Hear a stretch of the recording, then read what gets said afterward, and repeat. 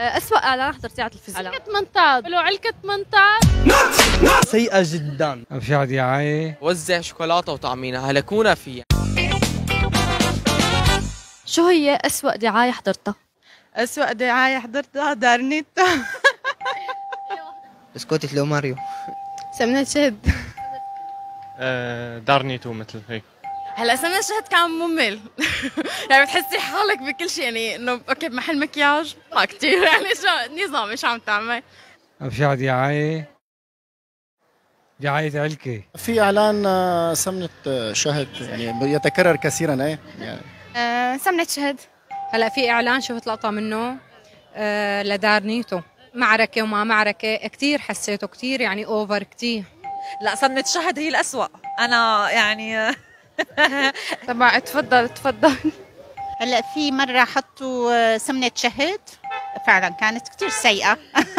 دارنيتا عمل عرفة، وش كان اسمه الثاني ما بعرف، ما بتذكر.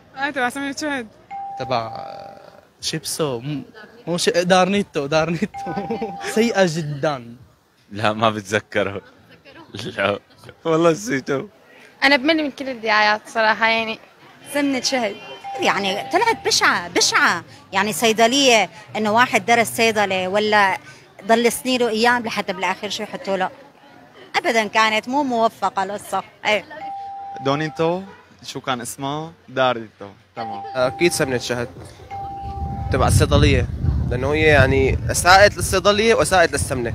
أسوأ إعلان هو سمنة شهد، صرنا كل فترة نطلع، يوم بيطلع بدكان، يوم بيطلع بصيدلية. أسوأ إعلان حضرتيه على التلفزيون؟ علكة منطاد، لو علكة منطاد أنا وياه. بسكوت بركات.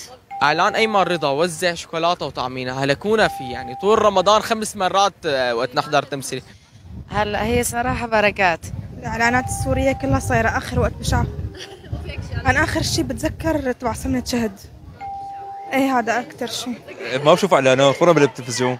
ما يعني سؤالي